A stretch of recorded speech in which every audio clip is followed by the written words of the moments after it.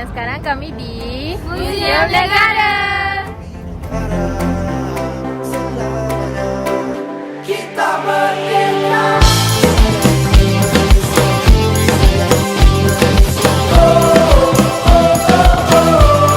Ini kita punya.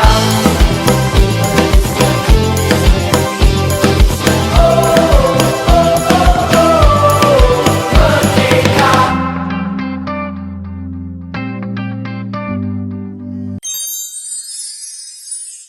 Hai, Assalamualaikum dan salam keluarga Malaysia. Hari ini kumpulan kami akan menjawab bagaimana kami mempamerkan semangat cinta akan negara kami dengan melawat Museum Negara.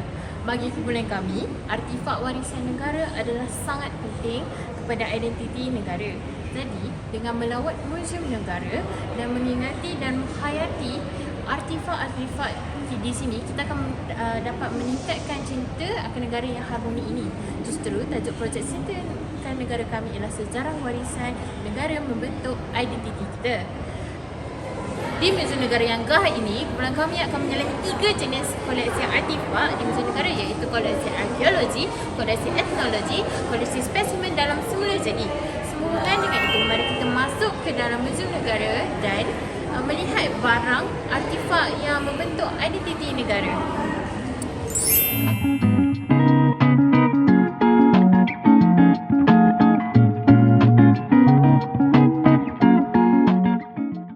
Baiklah, sekarang kita akan melihat beberapa contoh koleksi-koleksi arkeologi. Arkeologi bermaksud satu bidang sains yang melakukan kajian mengenai kebudayaan prasejarah dengan cara penggalian dan penguraian kesan-kesan tinggalan. Sekarang ni kita berada dalam koleksi arkeologi, iaitu koleksi-koleksi seramik masyarakat Cina peranakan Babah dan Nyonya. Seperti anda boleh lihat, inilah seramik-seramiknya. Berikut merupakan bahagian seramik Nyonya. Ini merupakan set peralatan seramik yang digunakan oleh masyarakat Babah dan Nyonya pada abad ke-18 di Melaka, Pulau Pinang dan juga Singapura. Seramik jenis ini sangat mudah dikenali kerana mempunyai identiti warnanya yang tersendiri. Peralatan ini terdiri daripada seramik putih berglazier, teko, katmau, kamcing dan juga pasu. Seperti anda boleh lihat, di sebelah saya merupakan batu-batu pada zaman Paleolitik. Zaman Paleolitik atau juga dikenali dengan zaman batu awal merangkumi suatu jangka masa yang panjang, iaitu sejak kewujudan manusia hingga sekitar 10,000 tahun silam. Zaman ini dicirikan melalui penggunaan peralatan batu untuk menetak dan peralatan daripada serpihan batu yang lain. Masyarakat Paleolitik juga dikatakan mengamalkan cara hidup berpindah randah, memburu haiwan, menangkap ikan dan memungut serta mengumpul tumbuh-tumbuhan sebagai sumber makanan. Berikut merupakan batu-batu yang terdapat pada zaman Paleolitik.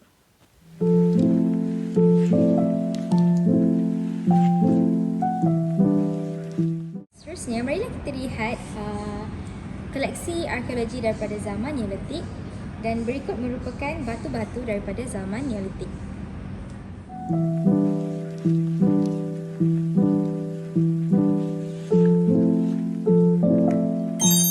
Zaman ini dinamai zaman Neolitik atau zaman batu baru.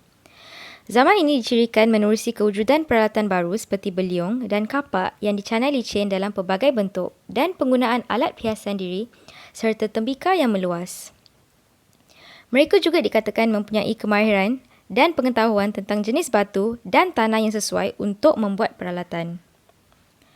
Masyarakat Neolitik turut menjalankan kegiatan bercucuk tanam, menternak haiwan dan mungkin terlibat dalam perdagangan atau pertukaran barangan.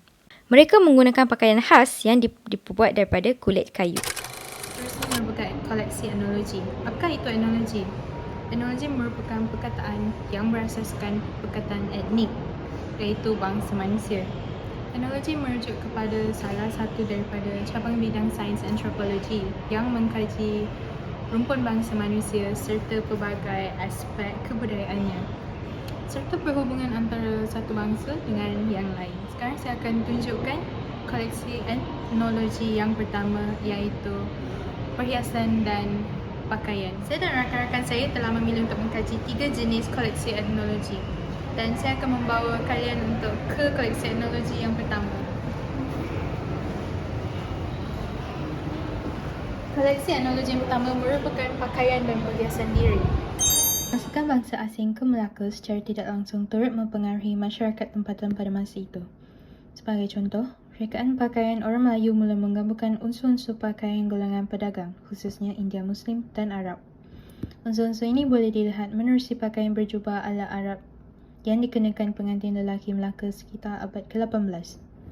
Selain itu, pelbagai aksesori atau perhiasan diri yang melengkapi pakaian tradisional Melayu seperti dokoh, pending, kerongsang, celepah, gelang tangan, cicut sanggul, serta sisir turut berkembang dari segi corak dan motif yang digunakan. Contoh koleksi etnologi yang kedua adalah wayang kulit.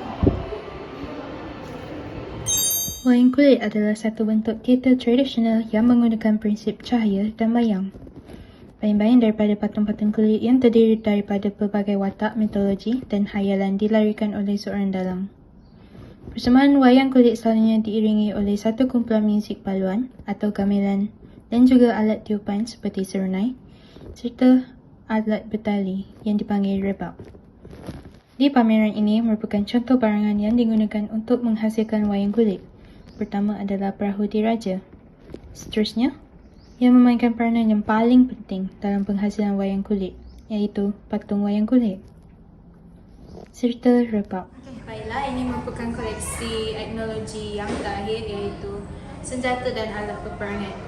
Di sini ia adalah contoh senjata dan alat peperangan yang digunakan oleh Portugis untuk menyerang Melaka. Melaka ialah sebuah pelabuhan yang terkaya sekali dengan ramainya pedagang-pedagang yang berjual beli secara borong dan banyaknya perkhidmatan perkapalan yang datang dari seluruh dunia. Begitulah pandangan pengarang Portugis mengenai Melaka. Sebagai pusat perdagangan dan negeri terkaya, maka banyaklah kuasa cuba mendapatkan Melaka untuk memperolehi kekayaan tersebut.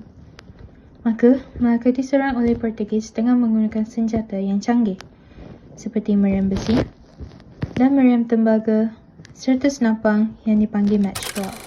Okey, di Muzium Negara ini juga terdapat koleksi spesimen alam semula jadi yang berbagai. Antaranya ialah tengkorak-tengkorak manusia dan haiwan. Pada awal zaman Paleotosen akhir hingga awal Hologen, masyarakat bergantung pada sumber alam untuk meneruskan kehidupan mereka, maka mereka mengumpul tumbuh-tumbuhan yang boleh dimakan dan memburu haiwan-haiwan liar. Masyarakat pada zaman itu juga mengamalkan gaya hidup nomad untuk mendapatkan sumber makanan serta menggunakan gua-gua sebagai tempat berteduh. Ia juga terbukti oleh arkeologi bahawa mereka juga tinggal di kawasan yang lapang, khususnya berkaitan dengan tasik dan sungai untuk mendapatkan sumber makanan seperti ikan, siput dan sebagainya. Selain daripada itu, bentuk muka bumi Malaysia juga merupakan salah satu contoh koleksi spesimen alam semula jadi. Bentuk muka bumi di Malaysia ini dilitupi dan dihiasi oleh banjaran gunung, hutan-hutan khatulistiwa, pantai dan bukit-bukit batu kapur. Malaysia juga dipercayai mempunyai warisan hutan khatulistiwa tertua di dunia berusia dari 130 juta tahun silam dan berkembang selepas zaman air batu kira-kira 20,000 tahun lalu kepada keadaannya sekarang. Hutan-hutan khatulistiwa Malaysia yang melitupi hampir 60% daripada landscape buminya amat kaya dengan pelbagai kehidupan.